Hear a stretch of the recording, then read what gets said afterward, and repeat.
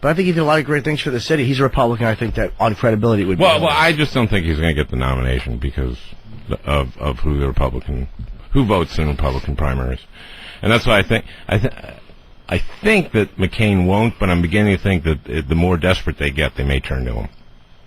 Yeah, they kind of need somebody. They might need somebody. But looking at the field, I don't see someone from the normal ranks of who they would nominate that would beat Hillary.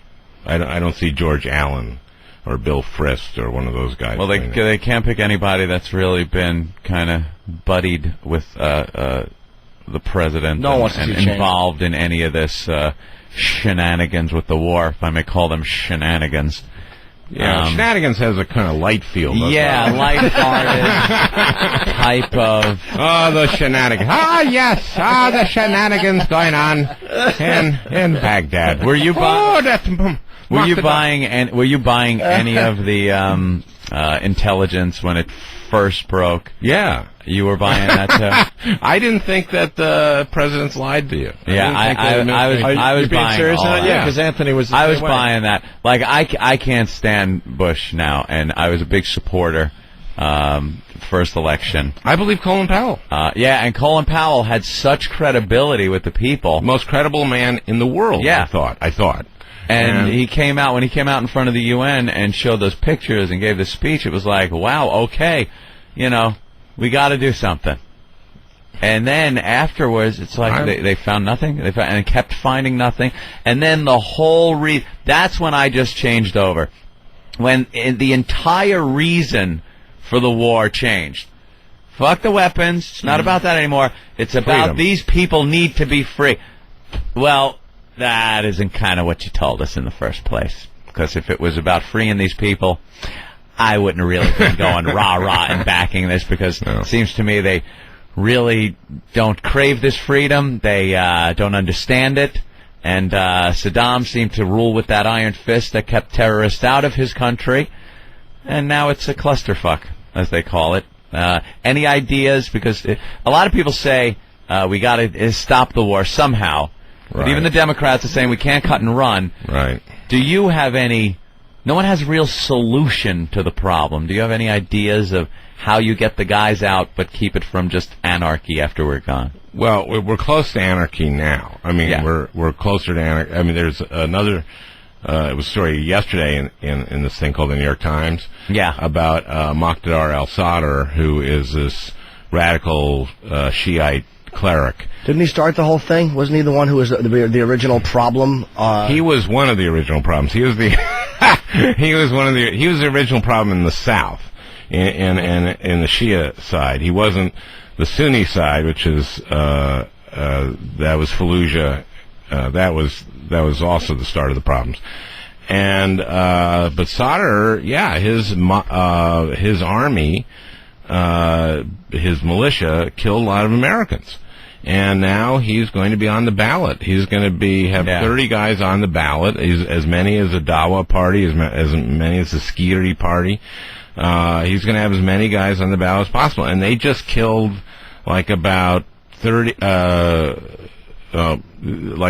Sunnis the other day, just in like a massacre. Yeah. I mean, it is friggin' crazy over there. Now, I'm having James Fallows on today, who's written a piece for the Atlantic on getting the Iraqi military up, because that's the whole thing. Is like we'll when they can take over, we'll leave.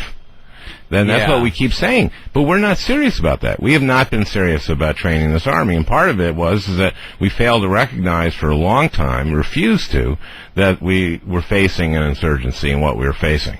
And so we wasted the first year, and we don't really put enough resources and guys into training. Yeah. And we don't have enough guys over there. We don't have enough guys to both train them and to keep things at bay, essentially. Some gentleman on Meet the Press yesterday. See, there you go. You watch Meet the Press. He says training the Iraqi army seems to be the selling point of the administration right now. We got to get them trained. Once they're up to speed, we can leave.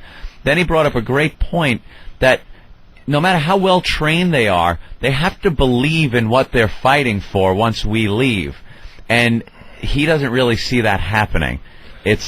You can give them the guns, you can teach them how to use it, but unless they really believe in this cause for freedom and are united, once we leave, they're just better armed insurgents and fractured pieces of governments and back to their tribes and.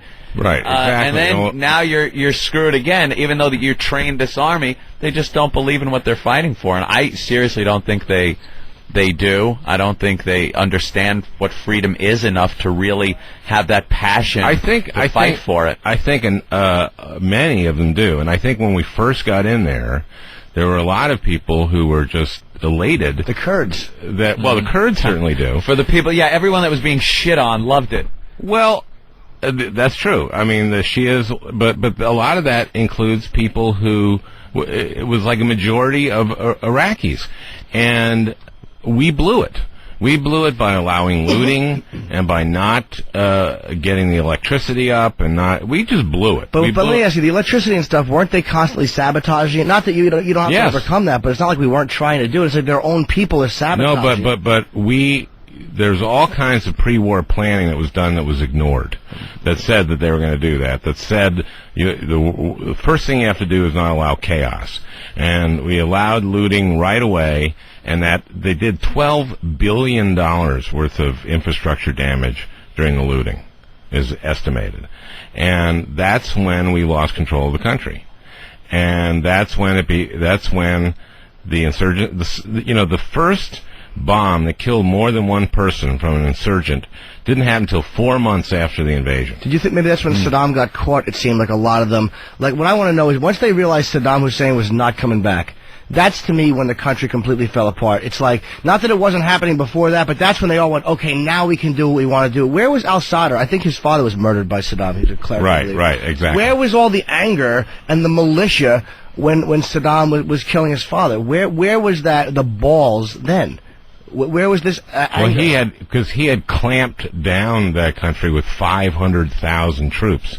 We have 150,000.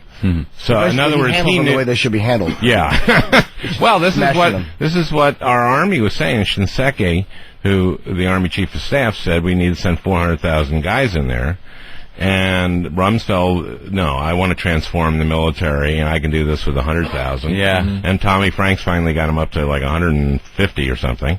They went in there, and they called it mission accomplished, and they thought they had done it, and they really did. And I would really recommend this Fallows article in the Atlantic Monthly.